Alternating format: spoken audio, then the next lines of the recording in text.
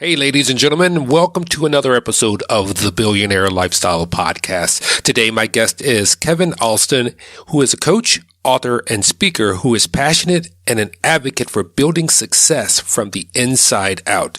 As a certified master peak performance coach, certified NLP practitioner, and master trainer, he has developed an approach called the Inside Out Intensive that effectively marries proven research with real life applications to help you guys move forward.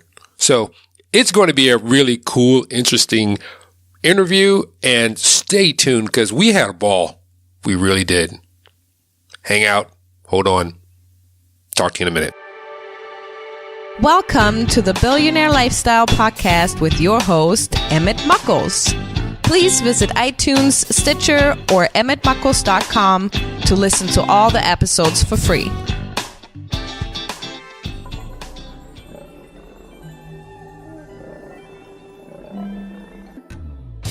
What's going on, Kevin? How is your day, my man? And welcome to the Billionaire Lifestyle Podcast. Brother, I'll tell you what, I'm just out here doing the grind thing. You know how that is. I'm loving it. Yeah, and that's what's really cool about it. Like with the Billionaire Lifestyle is that, it's really about living. And each one of us has our own thing that we need to encompass. We are spiritual beings having a physical experience. And once people grasp that and they learn like the how they can control it with the help of you probably, then we can move forward so much faster in a better place. But so let's go through it first. Let's get the elevator speech so I can hear it from the horse's mouth so I don't mess it up too bad. What you want to know, my brother? What do you want to know? So tell me about your journey. What brought you to now? Well, several years ago, I went through this really bad bout of depression, where I was actually suffering from depression and didn't know it. And I think there are a lot of individuals that kind of go through that process because depression is it kind of manifests itself in a lot of different ways. And I actually really got to a point where I just got on this journey, Emmett, to really find out what I needed to do or what I could do to turn things around in my life. And man, I went on this spree where I just went seeking knowledge. I was going to different workshops, different seminars, listening to different people speak. I was reading, 2, 3, 4 books a month. I mean, I really kind of dug in deep to find out what I needed to do or what I could do to change the circumstances and the conditions in my life. And man, I'll tell you what, it was a difficult journey, but it has been a very, very rewarding journey. So the things that I found and listening to great people and great speakers and great mindset people, it really was a turning point in my life, and being able to take those strategies and tools and methods that these great successful individuals have used, and it's just been really a life-changing experience. So you've come up with a very comprehensive program, which is the Inside Out Intensive, which is really key. I like the way that you put that, because that's what a lot of people don't realize. They're so consciously looking and existing in the world from the eyeballs out and then judging back in, that they haven't got to that core being and realize how unlimited you are if you can tap from the inside like the atom and bring the energy out. Oh, I mean, absolutely. I mean, success, and it's an internal thing first. And as you just stated, so many times, people, we look at the outside. We look at, if our job, we're paying more, or, if things look like this or things sounded like that. But the fact of the matter is, our success is an internal process. We have to really start on the inside, and then we work our way out, because, it's not the eyes that see. And when I really began to understand, when I first heard that, it hit me like a ton of bricks. And when I really understood the concept that it's not the eyes that see, it's the brain that sees. All our eyes do, Emmett, is allow light to come in. It's the brain that sees. So whatever your beliefs are, whatever your perceptions are internally, that's what you're going to see. So that was really a huge turning point in reference to my understanding of, really moving in a manner of success. And as you stated, that's a big part of how the Inside Out Intensive, the psychology of success, came about. So, in your opinion, since you are the certified master peak performance coach, yes, sir. What holds us back, in your opinion, from us reaching our goals? There are four things that I've identified. And of course, there are more things, but I like to kind of get to the core of the matter, because I think in a lot of ways, we deal with a lot of the extremities instead of dealing with the root cause of situations, and then we find ourselves going in circles. So here's the four things that I think, right? Number one is not truly knowing currently where you are. It's imperative that wherever you are at this particular point in your life, that you are honest, brutally honest. When you look in the mirror or you're sitting with yourself, that you truly identify, what is my current state? Where am I?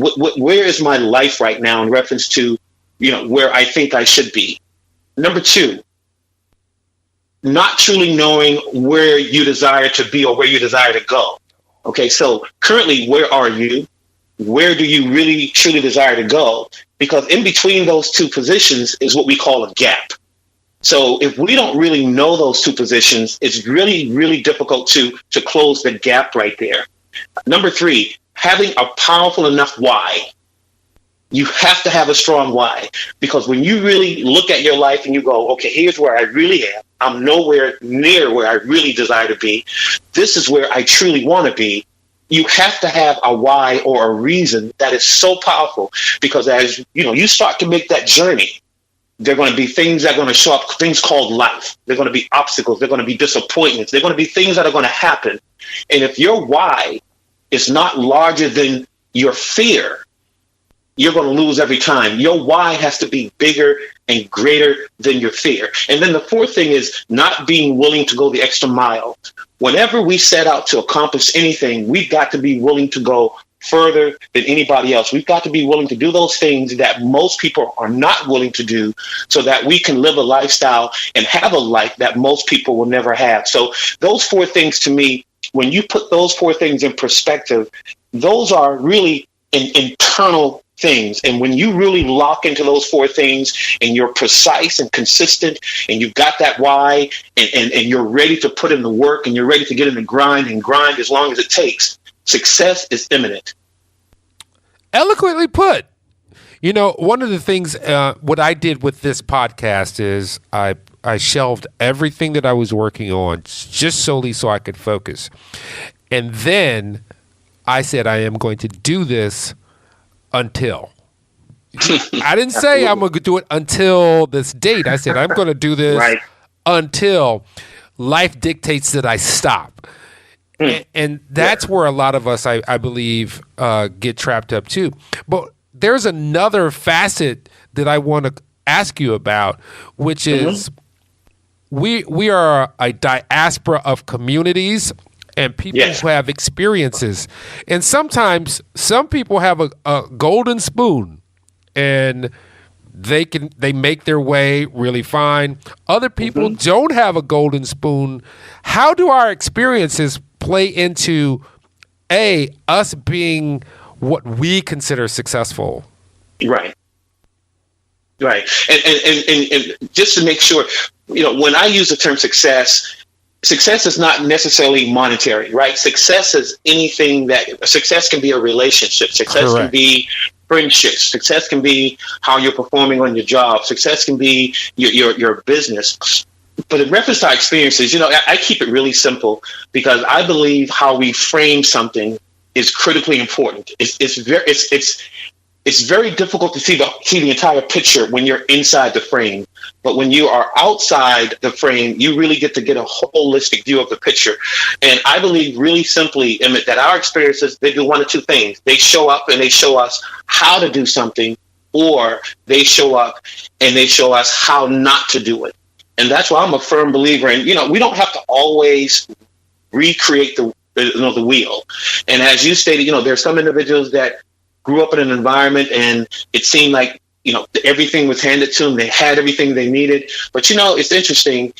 In some cases, even individuals that grew up in environments like that, they're not very happy adults. And then you have some individuals that grew up in very challenging, very difficult environments. And, a lot of these individuals have grown up and they use those experiences as leverage, and they're living a lifestyle that's wonderful. They're happy, they're at peace. So it all depends on how one frames his or her experiences. We can take from them the good stuff that we need, no matter how horrible that experience may be. And we could leverage that pain. We could leverage the hurt and all the things that came with it.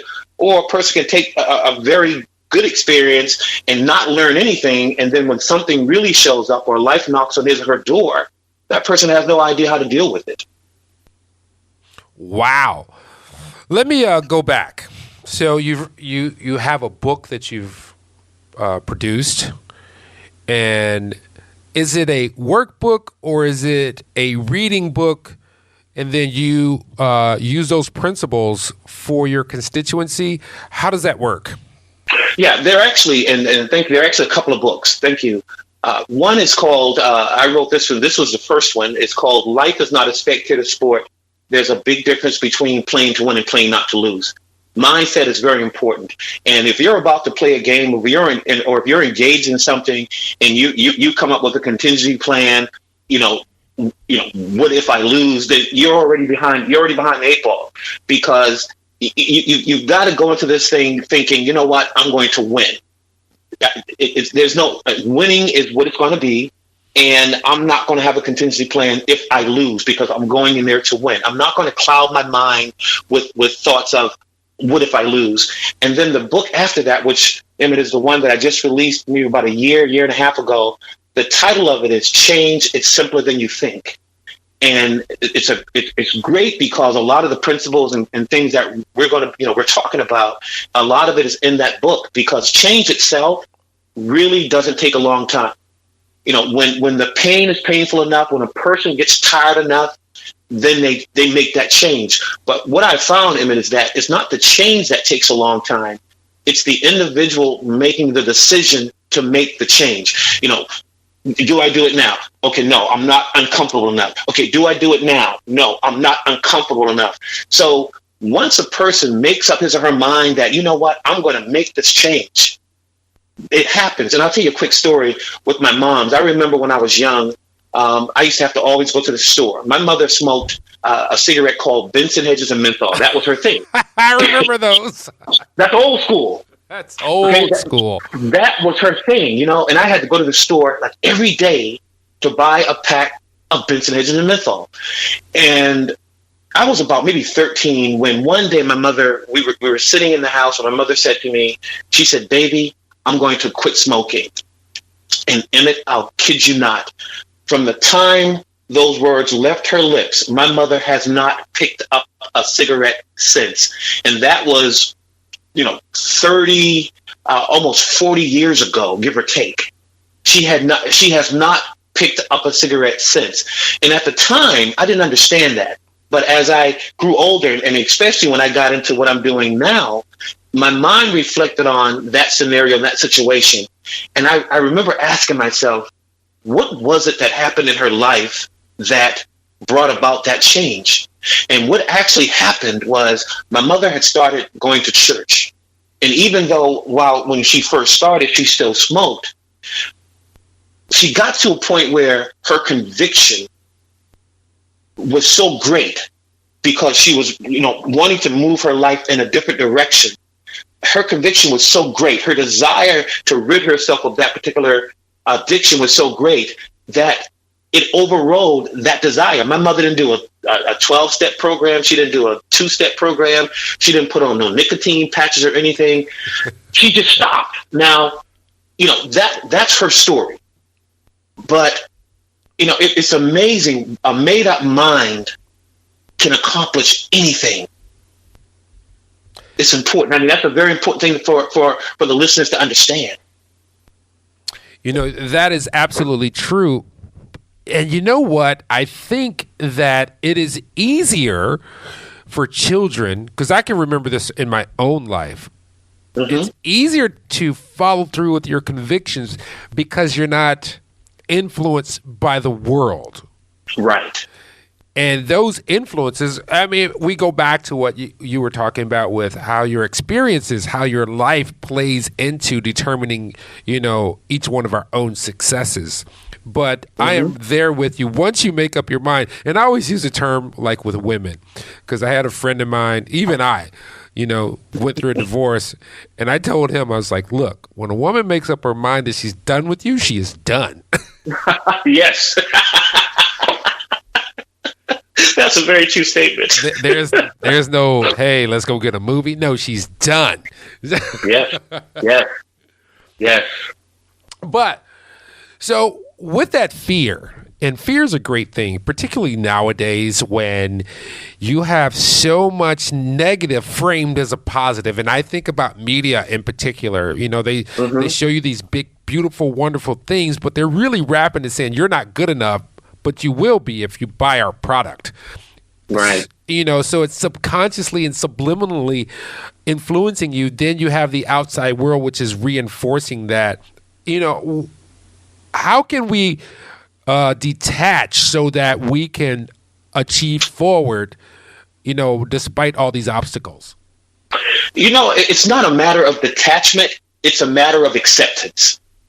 And this is something that I've learned. When you talk to a very positive person, a very successful person, the thing that you get from this individual is that no matter what comes their way, they're going to keep moving forward to the mark. So I believe that it's more so of accepting a situation. And the sooner that we're able to accept a situation, the sooner we'll be able to move past it. Because life is about experiences. Life is about lessons.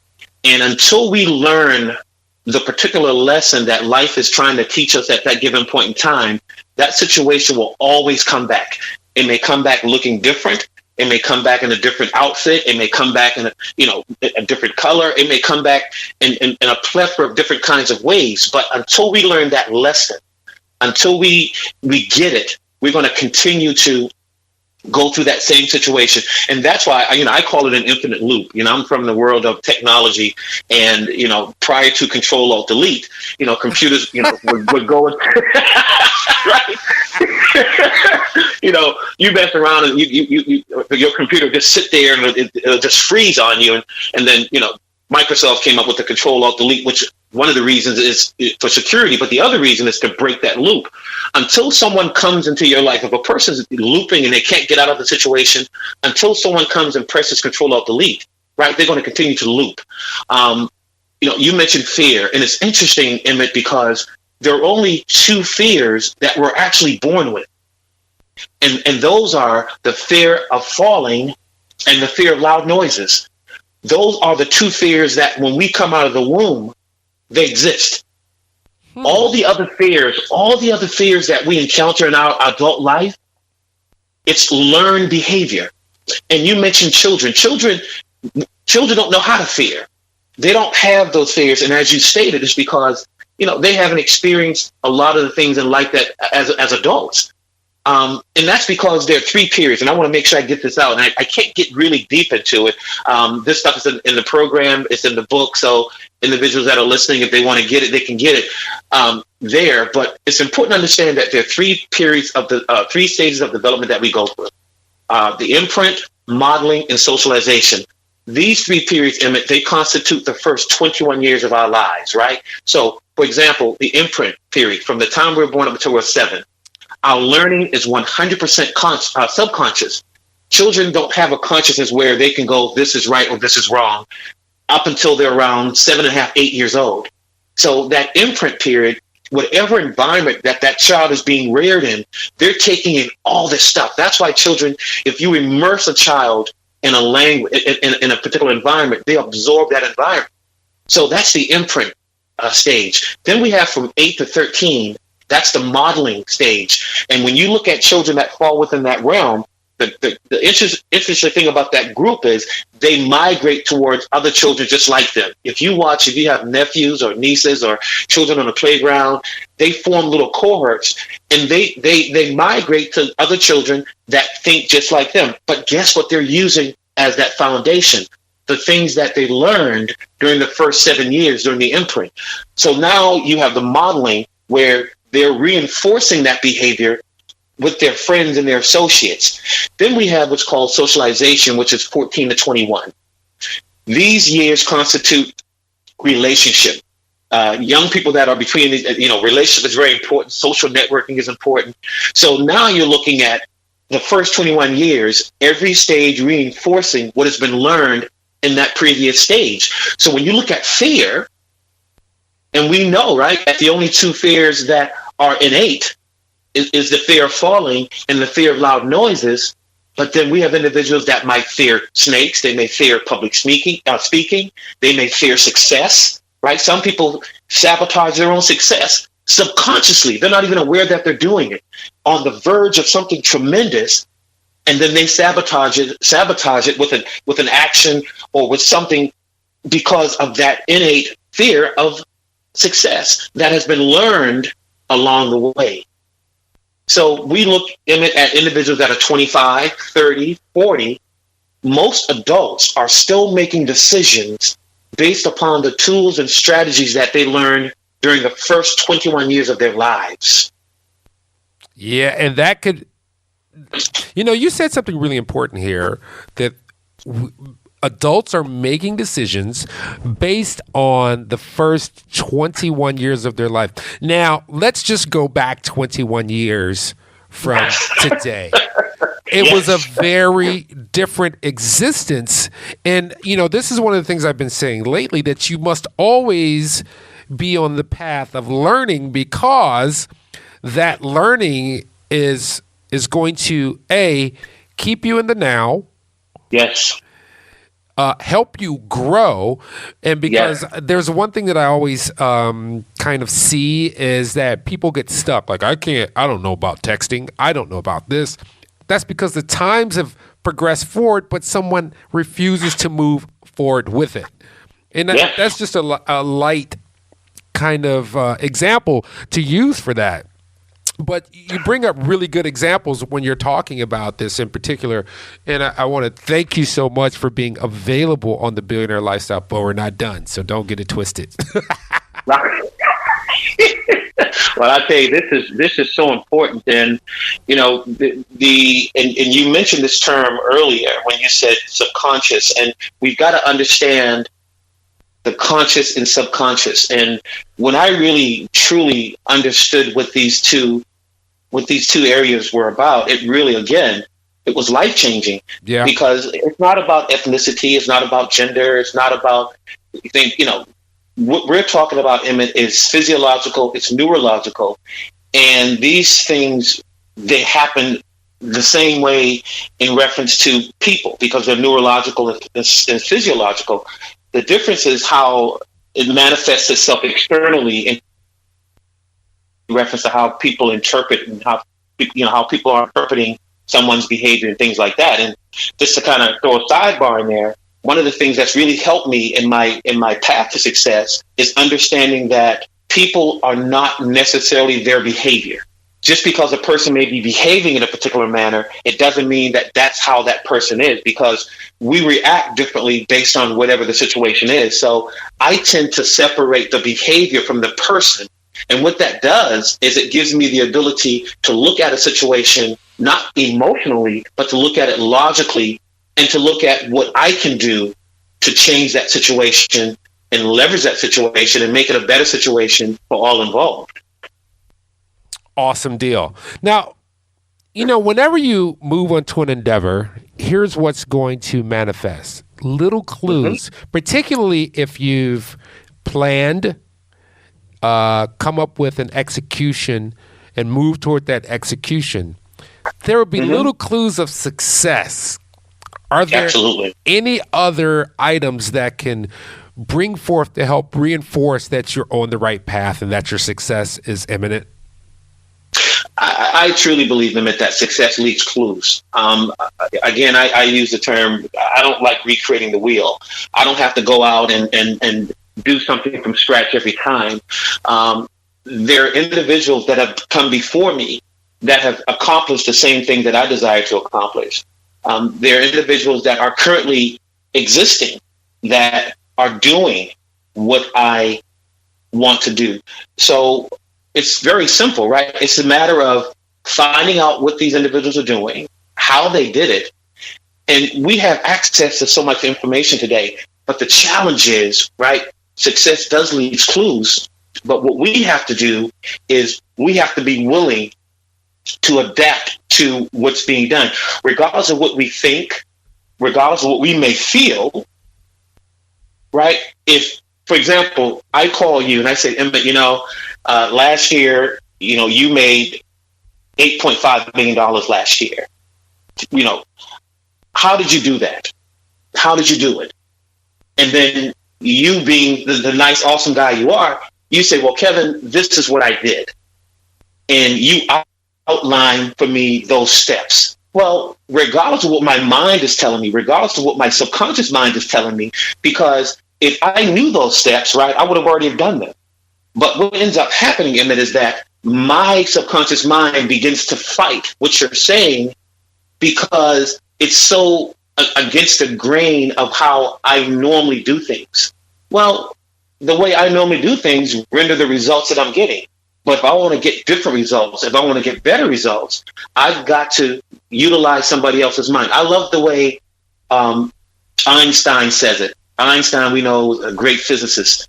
Einstein says that you cannot resolve a problem with the same level of consciousness that created it. And I remember when I read that, I sat back and I really meditated on that, because there's so many people that are trying to resolve their own problems, but they can't because it's their brain that's, their mind is what's creating it. So instead of getting the help they need, instead of getting a coach, or instead of, getting the right books or investing money into themselves, most people invest more money in reference to things that go on them than things that go in them. Wait a minute. Say that again. Most people invest more money on things that go on them than things that go in them. That was such a powerful statement, and it resonates with me and the billionaire lifestyle, because the whole premise, I came up in a dominant African American community, and I've seen where the representation of wealth versus trying to attain actual wealth has been the demise of so many people. Yes. So that's why that was so important for me to hear it again. Yeah. I mean, it's the little things, Emmett, that really, if we focus on, right, there was a Stanford did this. Well, not Stanford. There was not Stanford. That's a different. Well, there are two things. One, Stanford did an experiment where they took athletes, and they took these athletes and they probed them and had them go out and run their event. And what they saw was that there were certain regions of the brain that fired off when these top athletes, were actually running they were running their actual event. So then they came back and took those same athletes and sat them in a room and put the probes on them again, and then had them visualize running their event. And here's what's interesting. The same muscles that fired off, the same regions of the brain that fired off when they were physically running the event were the same regions that fired off when they were visualizing running the events. So what does that tell us? That tells us that from a subconscious perspective, our subconscious mind doesn't know if it's physically going on or not, because it's just those regions of the brain are firing off. So when we can get our mindset right, when we can get our thinking right, then that changes the entire game, and not be distracted by all the noise, right? All the other stuff going on around us. Back in the day, remember being on the telephone? We used to have the landline. And every now and then, you could hear somebody else's conversation. Yeah. Or you hear this, this squelching noise or whatever. But that's noise. So if we can focus and get away from all the noise and really see the end result, that's key. And one other thing with that, I want to get into to share this as well. There was another experiment. You might have heard of this called the marshmallow experiment. You ever heard of the marshmallow experiment? I may have, but refresh me. They took some 4-year-olds and put some 4-year-olds in a room and put a marshmallow in front of the 4-year-old. So then they told the 4-year-olds, okay, whoever can not eat this marshmallow right now, when we come back in the room, we will give you 2 marshmallows. So then they walked out of the room and left these 4-year-olds in the room with the marshmallow in front of them. Now, one little guy is so funny. One little guy wanted to eat the marshmallow so badly that he was licking the desk. The marshmallow was on the desk. He was licking the area around the marshmallow because he wanted to eat it so badly, right? So, of course, some of the, young people ate the marshmallow. But when they came back in, the ones that hadn't eaten the marshmallows, they gave them 2 marshmallows. So they found these individuals, these young people, they found them like 20 years later. And here's what they found that was interesting. The ones that were able to restrain from eating the marshmallow, their lives were wonderful. They were balanced. They had great relationships. They had great, success. They were very successful. But the ones that could not restrain from eating the marshmallows, they were going through turmoil. The lives were difficult, and there were different things going on. So the whole experiment was about delayed gratification.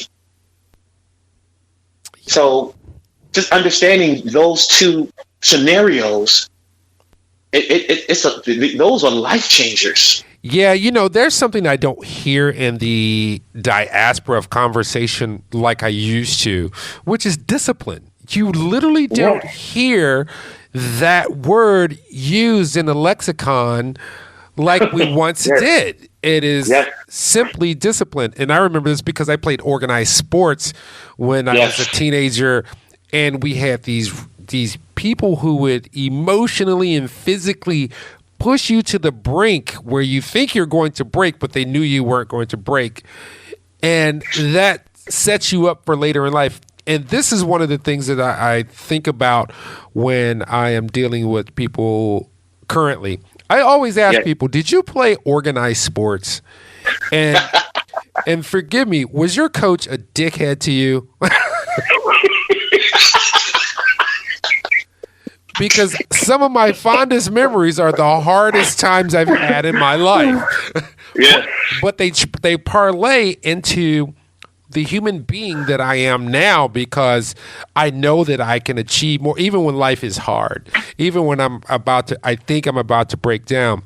I always say, and I say this to everyone in the podcast, if you think you are at the end of your rope, there's a simple strategy that you can do.